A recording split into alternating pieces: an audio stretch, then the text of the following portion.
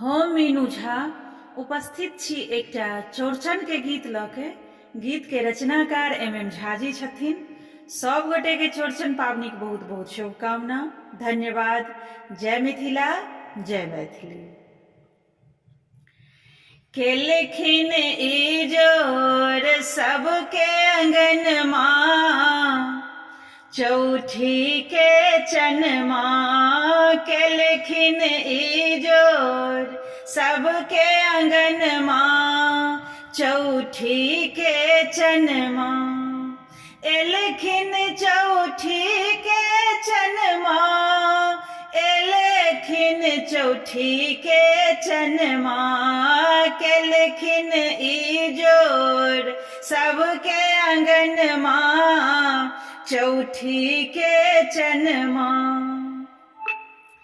अरिपन पर कलशा साजै, दादी माँ दीप जराबै। अरिपन पर कलशा साजै, दादी माँ दीप जराबै।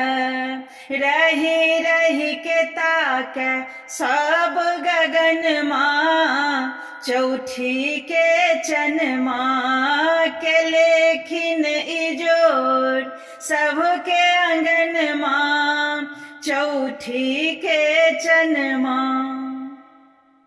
पंडित जी मंत्र उचारथी, माँ का की मंगल गावथी। पंडित जी मंत्र उचारथी, माँ का की मंगल गावथी।